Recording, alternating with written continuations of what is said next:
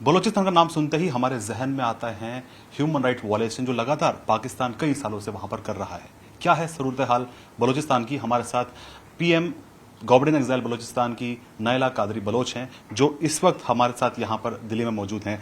Madam, आपसे जानना ये चाहेंगे कि इस वक्त क्या सूरत हाल है पिछले इतने सालों से जो वहां पर पाकिस्तान कर रहा है, दुनिया तक जो सही तस्वीर है वो क्यों नहीं आ पा रही है?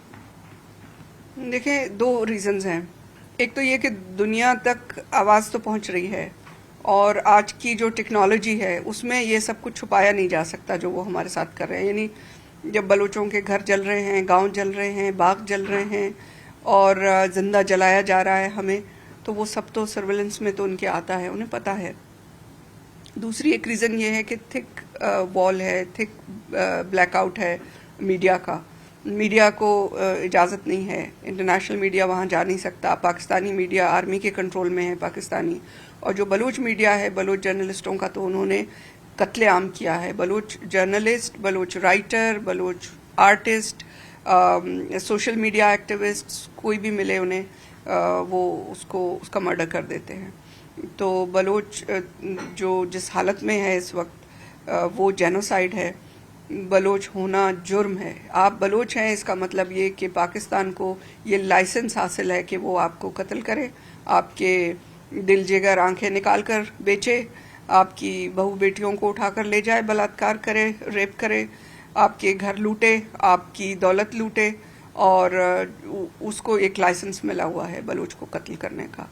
तो हालत बहुत ख़राब है, बलूचिस्तान बहुत दुखी है और आग जल रही है, सिविल वॉर है, जेनोसाइड है, जो एट्रॉसिटीज़ हो रही हैं उन पर हमें नहीं समझ में आ रहा कि दुनिया खामोश कैसे है। जिस लेवल पे हमें मारा जा रहा है, आप कोसोवो के 2 मिलियन लोग एक मुल्क बना चुके हैं जेनोसाइड के नाम पर, क्योंकि वो कुछ जो इंटरनेशनल फोर्सेस हैं शायद उनके इंटरेस्ट में है। लेकिन बलूचिस्तान के 60 मिलियन लोग, 60 मिलियन लोग जेनोसाइड के हाथों दरबदर हैं, लेकिन हमारे लिए कोई आवाज़ नहीं उठती। हम दुनिया की सबसे बड़ी कौम है जो विदाउट कंट्री है। एक मुल्क के बगैर दुनिया की सबसे बड़ी कौम जो इस वक्त जी रही है वो बलूच है। हम जो खबरें देखते हैं, हम जो आए दिन खबरें पढ़ते हैं, क्योंकि बहुत सारी चीज़ें सामने नहीं आती हैं मीडिया में वहाँ पे, जैसे कि आपने बताया कि एक आयरन वॉल है जिसको क्रॉस करके बहुत सी खबरें दुनिया तक नहीं पहुँच पाती। तो असल तस्वीर क्या है? पाकिस्तानी आर्मी पर जो एलिगेशन लगते हैं, क्या पाकिस्तानी आर्मी वहाँ पर करती है आए दिन? वही जो मैं बता रही हूँ, पाकिस्तान की जो आर्मी है, आपने कोई ऐसा काम नहीं कर रही जो बांग्लादेश में आप लोगों ने देखा कि 30 मिलियन बंगालियों का जिन्होंने कत्लेआम किया, जिन्होंने 3 से 5 मिलियन बंगाली खवातीन के, औरतों के जो रिकॉर्ड आ रहे हैं कि उनका रेप किया इन्होंने, और 1 लाख बच्चे आउट ऑफ रेप पैदा हुए। आप एक मुल्क को, एक कौम को एक गम में और एक तकलीफ में डाल दें। बलूचिस्तान में तो जो ये कर रहे हैं उससे बढ़कर कर रहे हैं। यहाँ पर तो वो हमें काट रहे हैं, मार रहे हैं, जला रहे हैं। 60,000 बलूच उठाकर ले गए हैं जिनका कोई वेयर अबाउट्स का पता नहीं है, और उसमें बच्चे और उसमें औरतें हैं। 7 दिन की बच्ची भी ये उठाकर ले गए हैं। आप कोई एट्रॉसिटी ऐसी है जो आप सोच नहीं सकते। और अब जो इन्होंने काम शुरू किया हुआ है वो ऑर्गन हार्वेस्टिंग का काम है। बलोचों की बॉडीज मिली हैं जिनमें से ऑर्गन्स निकले हुए थे, और जब इस पर शोर मचा तो अब इन्होंने बॉडीज देनी बंद कर दी हैं, लाकर पूरी उसके साथ या तो वो मास ग्रेव्स में हैं या इनके सीक्रेट्स वो हैं गड़े हैं जहाँ, और या फिर ऐसे ग्रेवयार्ड्स हैं जहाँ लाकर उन्हें दफनाया जाता है और उन पर एसिड डाल देते हैं ताकि पता ना चले कि ये किसकी बॉडी है और इसके साथ क्या हुआ।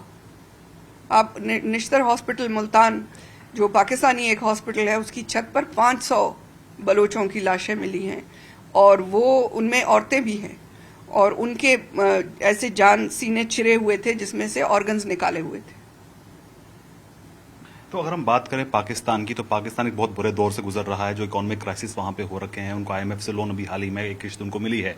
तो जो इकोनॉमिक क्राइसिस पहले से ही पाकिस्तान में है, पाकिस्तान का आम नागरिक जो मेन शहरों में रहता है वो भी परेशान है। तो ऐसे में जो बलूचिस्तान का इलाका है, तरक्की तो दूर की बात है, वहां पे इस माहौल में वहां पर किस तरह लोग गुजर बसर कर रहे हैं जब पाकिस्तान अपने आप में ही एक क्राइसिस से गुजर रहा है? देखिए, पाकिस्तान का जो क्राइसिस है वो तो बहुत पहले से ओवरड्यू है।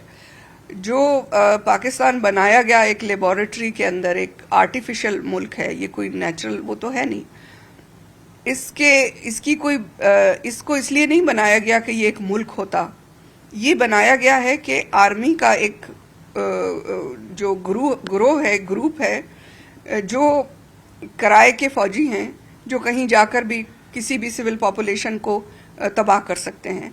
तो वो जिस मुल्क की कोई जो बेसिक आपको जो इंस्टीट्यूशंस चाहिए होते हैं किसी मुल्क के लिए, वो तो है ही नहीं पाकिस्तान के पास। पाकिस्तान में सिर्फ एक इंस्टीट्यूशन है, आर्मी। उनकी जो पार्लियामेंट है, जुडिशरी है, मीडिया है, गवर्नेंस सारी की सारी वो तो आर्मी करती है। आर्मी ने पपेट्स रखे हुए हैं। तो उनका जो अपना मुल्क है वो अगर चल रहा है तो लूट मार पे चल रहा है। बलूचिस्तान के रिसोर्सेज लूटते हैं, पश्तून जो इलाका है उसके रिसोर्सेज लूटते हैं, सिंधु देश के रिसोर्सेज लूटते हैं। और इस लूट मार के अलावा अफगानिस्तान में जो इन्होंने 40 साल कत्लेआम किया अफगानों का, उनके बाग जलाए, उनके घर जलाए और उनकी जिंदगियां बर्बाद की, और उस पर जो इन्होंने दुनिया से दौलत लूटी नेटो मुल्कों से, ये तो इसी चीज पर लूट मार पर पल रहे हैं। तो अगर उनकी इकोनॉमिक कंडीशन ठीक नहीं है, उसकी वजह यह है कि इनका जो बिजनेस है, इनका बिजनेस है कत्लेआम, इनका बिजनेस है किराए की जंग। तो अफगानिस्तान में किराए की जंग जो है वो उसमें अब इनका वो रोल नहीं है डायरेक्ट। इसके बाद ये गए यमन की जंग में किराए के फौजी बने। तो अब कोई ऐसी जंग इनको नजर नहीं आ रही। यूक्रेन की जंग में इन्होंने बहुत कोशिश की कि इन्हें कोई रोल मिल जाए, मगर इनको कोई रोल नहीं मिला। तो अब इनके पास धंधा कोई नहीं है। तो जो इनका बिजनेस है किराए के कत्ल करने का, जब वो धंधा मंदा पड़ गया है तो जाहिर है कि इनकी जो इकोनॉमिक कंडीशन है वो खराब है। अब इसमें जो पाकिस्तानी आम लोग हैं वो ये चीज अच्छे से जानते हैं कि जो पाकिस्तान के जनरल हैं, जो पाकिस्तान के पॉलिटिशियंस हैं, जो पाकिस्तान की ब्यूरोक्रेसी है, उन्होंने तो बाहर के मुल्कों में अपने लिए प्रॉपर्टीज बना ली हैं, अपनी फैमिली सेटल कर दी हैं। वो तो भाग जाएंगे। ये जो यहाँ पर रह जाएंगे, इनका क्या बनेगा? क्योंकि ये जो चूल्हा जलाते हैं तो इन्हें इसका पता है कि हम जिस चूल्हे पर अपनी रोटी बनाते हैं वो बलोच के खून से बनी है। जो गैस बलूचिस्तान से ये चोरी करके लाते हैं, इससे इनके चूल्हे जलते हैं। जो गैस ये बलूचिस्तान से चोरी करके लाते हैं उसकी ये बिजली बनाते हैं। ये पश्तूनों का कत्लेआम करके वहां से बिजली चोरी करके लाते हैं। ये सिंधु देश का कत्लेआम करते हैं, इनका रेवेन्यू जहां से जनरेट होता है। ये सब चोरी और डाके के ऊपर जो आपकी इकोनॉमी चल रही है उसमें हिस्सेदार हो तुम। तो जो पाकिस्तान के आम लोग हैं हमारे कत्लेआम में तो शरीक हैं, वो तो इसके बेनिफिशरीज हैं। वो इसके ऊपर आवाज क्यों नहीं उठाते? अगर हम बात करें मैडम की लगातार हम ये देखते आए हैं और ये साबित भी हो चुका है कि पाकिस्तान टेरर की फैक्ट्री चलाता है, आतंकवादियों को पैदा करता है, उनको ट्रेन करता है और क्रॉस बॉर्डर टेररिज्म के जरिए हमने देखा कि भारत में भी कई बार हमले हुए हैं। 26/11 मुंबई हमला भी हुआ है और हाल ही में कई ऐसे अटैक्स भी हुए हैं। कश्मीर में लगातार इन्फिल्ट्रेशन की कोशिश लगातार जारी रहती है। तो ऐसे में जो टेरर फैक्ट्री वहां पर चल रही है उसको लेकर क्या बलूचिस्तान पर भी उसका इम्पैक्ट होता है? जाहिर है बलूचिस्तान तो उसका सबसे पहला विक्टिम है ना। बलूचिस्तान पर तो वो इम्प्यूनिटी के साथ कर रहा है। ये जो कल्चर ऑफ इम्प्यूनिटी है, आप देखिए कि बांग्लादेश में इन्होंने जो कुछ किया उसकी इन्हें कोई सजा नहीं दी गई। जो वॉर क्रिमिनल्स थे, रेपिस्ट थे, उनको हार पहना के भारत ने भेज दिया पाकिस्तान और वो हम पे छोड़ दिए गए। तो इनको तो आदत है कि ये जो कुछ करें, जराइम करें इंसानियत के खिलाफ, उस पर इनको कोई पूछता नहीं है। अकाउंटेबिलिटी कभी नहीं हुई। तो इनका ख्याल है कि अब भी नहीं होगी, पर ऐसा नहीं है। इनको एक एक वॉर क्राइम जो इन्होंने बलूचिस्तान में किया उसका जवाब इंटरनेशनल कोर्ट में इनको देना पड़ेगा। इनके एक एक नामों के साथ वहां पर केस और ये समझते हैं कि ये जाकर कनाडा में, अमेरिका में, यूरोप में सेटल हो जाएंगे तो ये छूट जाएंगे। ये वहां पर इनको घेर कर जो है इंटरनेशनल कोर्ट में ले जाएंगे बलूच, इनको छोड़ेंगे नहीं। लेकिन जो कुछ ये भारत में कर रहे हैं, ये बांग्लादेश में कर रहे हैं, ये अफगानिस्तान में कर रहे हैं, ये ईरान में कर रहे हैं, हत्ता कि ये चीन में कर रहे हैं। ये जिसको अपना दोस्त कहते हैं, ये उनके मुल्कों में जाकर भी आतंक फैलाते हैं। तो कश्मीर में तो आप देख रहे हो कि जो कश्मीर की सिविल सोसाइटी है उसको मजहब के नाम पर तोड़ने की कोशिश और एक दूसरे से लड़ाने की जो इन्होंने कोशिश की। कश्मीर का ये जहां दावा करते हैं बलोच के पॉइंट ऑफ व्यू से कश्मीर हिंदुस्तान का हिस्सा है, क्योंकि कश्मीर के जो महाराजा थे उन्होंने कश्मीर को हिंदुस्तान में शामिल कर दिया था। ये तो बाद में जो टुकड़ा इन्होंने लिया, ये इन्होंने कबाइलियों के भेस में जो पाकिस्तान की फौज थी घुस के उन्होंने जो एक टुकड़ा लिया, उसका जो इन्होंने हशर किया हुआ है।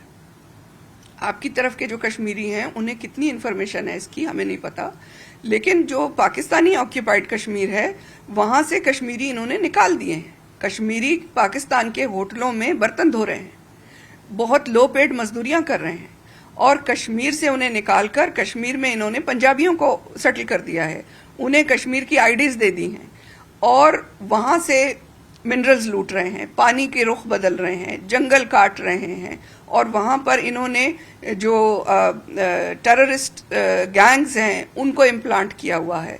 तो कश्मीर को तो इन्होंने जहन्नम बना के, नर्क बना के रखा हुआ है। तो यहाँ के कश्मीरियों को मुझे नहीं पता कि कितनी इन्फॉर्मेशन है, लेकिन हम तो वहाँ फर्स्ट हैंड इन्फॉर्मेशन लेते हैं, हमें तो वहाँ का पता है कि क्या हो रहा है।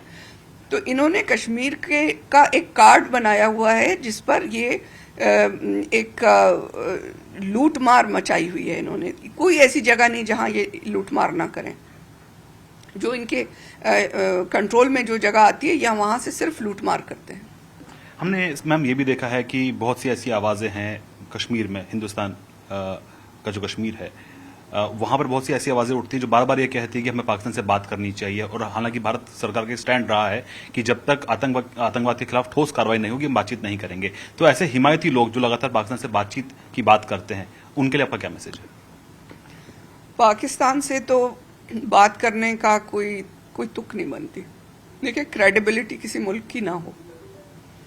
पाकिस्तान से तो बलूच बात नहीं करते, हम पाकिस्तान से बात नहीं करते जब तक कोई इंटरनेशनल गारंटियर्स दरमियान में ना बैठें कि पाकिस्तान बलूचिस्तान से क्विट करेगा, उसका कोई रोड मैप है। इसके अलावा पाकिस्तान से तो बलूच नहीं बैठते बात करते। तो पाकिस्तान से कोई क्या बात करेगा? यहाँ जो कश्मीरी ये समझते हैं कि पाकिस्तान से बात करनी चाहिए, किस एजेंडे पे बात करनी चाहिए? कि पाकिस्तान जो कश्मीर उसने हथियाया हुआ है वो वापस कर दे, गिलगित बल्तिस्तान जो उसने हथियाया हुआ है उसको वापस कर दे। गिलगित बल्तिस्तान में जो इन्होंने फिरका वाराना सेक्टेरियन जंगें छेड़ी हुई हैं, लोगों को एक दूसरे से कटवा रहे हैं, मरवा रहे हैं, वहाँ की ज़मीनों पे कब्जे कर रहे हैं, वहाँ के लोग सड़कों पे आ गए हैं कि वहाँ की पाकिस्तान की फ़ौज जाके वहाँ पर ज़मीनें कब्जा कर रही है। जिस तरह ये बहरिया टाउन के नाम पर पाकिस्तानी फ़ौज की बैक से जो लैंड माफियाज हैं वो मल्लीर के जंगल, दरख्त, पहाड़, नदियाँ सब तबाह कर रहे हैं, कंक्रीट का जंगल बना रहे हैं, एनवायरनमेंट तबाह कर रहे हैं। तो जो कुछ ये कश्मीर में कर रहे हैं, गिलगित बल्तिस्तान में कर रहे हैं, कराची में कर रहे हैं, सिंध में, बलूचिस्तान में, KPK में कर रहे हैं, पश्तूनिस्तान में, तो ये सारा कुछ देखने के बाद भी अगर कोई कहता है कि पाकिस्तान से बात करो, या उन्हें इन्फॉर्मेशन नहीं है या फिर समझ नहीं आता कि क्यों कहते। पाकिस्तान से तो बात करने का कोई रीज़न नहीं है। मैम, अगर हम बात करें बलूचिस्तान की, तो CPEC कॉरिडोर जो शुरू हुआ वहाँ पे, क्या चीन की एंट्री से कुछ बदलाव हुआ है वहाँ पे? हाँ, चीन की एंट्री से तो बहुत बदलाव हुआ है। चीन की एंट्री से सबसे बड़ा बदलाव ये हुआ है कि जो ह्यूमन राइट्स वायलेशंस थी वो जेनोसाइड में बदल गई। जो पहले मारा मारी थी एक लेवल पर, वो इस लेवल पर आ गई है कि अब बलोच उनसे ज़मीन पर बर्दाश्त नहीं होता। वो कहते हैं कि ज़मीन हमें मिल जाए, पोर्ट्स हमें मिल जाएं, सोने की कानें और गैस और तेल हमें मिल जाए, पर बलोच ना हो यहाँ। तो बलोच की जो नस्ल कुशी कर रहे हैं उसकी जो सबसे बड़ी एक रीज़न है वो CPEC है, चाइना पाकिस्तान इकोनॉमिक कॉरिडोर। वो कहते हैं हमारे लिए तो डेथ कॉरिडोर है। एक आखिरी सवाल, BLA, हमने देखा है दिनों BLA की तरफ से अटैक्स होते हैं पाकिस्तानी आर्मी के ऊपर, और ये एक ऐसा फैक्टर है जिसको कहीं ना कहीं पाकिस्तान क्लेम करता है कि हम पे अटैक्स इस तरह पे वहाँ पे उस तरह हो रहे हैं, वो एक सिंपैथी गेन करने की कोशिश करता है। तो जब इस तरह के आउटफिट्स वहाँ पे काम कर रहे हैं तो इंटरनेशनल लेवल पे आपको समर्थन क्यों नहीं मिल पा रहा? क्या यही रीज़न है? नहीं, ये कोई रीज़न नहीं है। जो डबल स्टैंडर्ड्स हैं, जो दोहरे मयार हैं, सो कॉल्ड जो इंटरनेशनल हैं उनके, कि यूक्रेन पर अगर रशिया की इन्वेजन है तो उसको लेकर ये सब दुखी हो गए और सारे जमा हो गए और सब असला भेज रहे हैं और पैसे डाल रहे हैं और यूक्रेनियंस को सेटल कर रहे हैं, यूक्रेनियंस को परसिक्यूटेड पीपल का स्टेटस दिया है। और जब पाकिस्तान बलूचिस्तान पर हमला करता है, एक मुल्क दूसरे मुल्क पर हमला करता है और उसको इन्वेड करता है और वहाँ पर जेनोसाइड करता है, तो दुनिया कहती है कि बलूच टेररिस्ट है। अगर बलूच अपने मुल्क को डिफेंड करने के लिए लड़ रहा है तो वो टेररिस्ट है, और अगर यूक्रेनी लड़ रहा है तो वो फ्रीडम फाइटर है। तो ये दुनिया को अपने ऐनक बदल करने की ज़रूरत है। अगर बलूच टेररिस्ट है तो यूक्रेनियन भी टेररिस्ट है। तो फिर जो अमेरिका की सिविल राइट्स की जो वॉर हुई, जो अमेरिका ने अपनी जंग लड़ी बरतानिया से आज़ादी के लिए, जो फ्रांस ने लड़ी, तो वो भी टेररिस्ट हैं। तो तुम्हारे बड़े भी टेररिस्ट थे। बलूचिस्तान के हालात को लेकर आप हिंदुस्तान से क्या उम्मीद करती है? इंडिया का क्या रोल है बलूचिस्तान में जो क्राइसिस है, जो ह्यूमन राइट वायलेशन वहाँ पर लगातार हो रहे हैं? हिंदुस्तान की सरकार से आप क्या अपील करती हैं? जी, हमारी बहुत सालों से ये अपील है। तकरीबन अब 74 साल हो गए हैं कि बलोच बार बार इंडिया की मुख्तलिफ सरकारों से हाईएस्ट लेवल पर ये अपील करता रहा है कि बलोच का साथ दें। और बलोच जो अपनी आज़ादी की जंग लड़ा है, ये भारत की सिविलाइजेशन की भी जंग है। अगर भारत ये कहता है कि पूरी दुनिया एक फैमिली है, तो बलोच आपकी सबसे करीबी फैमिली मेंबर है। और अगर आपके सबसे करीबी फैमिली मेंबर कट रहे हैं, जल रहे हैं, उनकी माएँ बहनें उठाई जा रही हैं, बेइज्जत की जा रही हैं, और लूटमार मची हुई है, आग लगी हुई है, सिविल वॉर है, जंग है, और आप उसे देख रहे हैं, तो आप अपने धर्म का पालन नहीं कर रहे। और आप भारत की जो जनता है, उसका जो इंटरेस्ट है, उसका जो मफाद है, वो ये है कि भारत की जनता को ये हक है कि वो चैन से जिएं, यहाँ आतंक ना हो।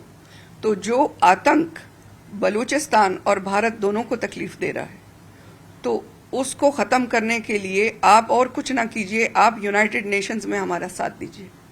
आप जो हम आवाज़ उठा रहे हैं यूनाइटेड नेशंस में बलूचिस्तान के लिए कि बलूचिस्तान में स्पेशल रिपेटियर भेजें, बलूचिस्तान में इंटरवेंशन करे यूनाइटेड नेशंस, इंटरनेशनल कम्युनिटी जाए और जो जेनोसाइड हो रहा है उसे रोकें, और जो घुस के बैठा है पाकिस्तान बलूचिस्तान की इंटरनेशनल बॉर्डर्स को वायलेट करके, वो वहाँ से बाहर निकाला जाए।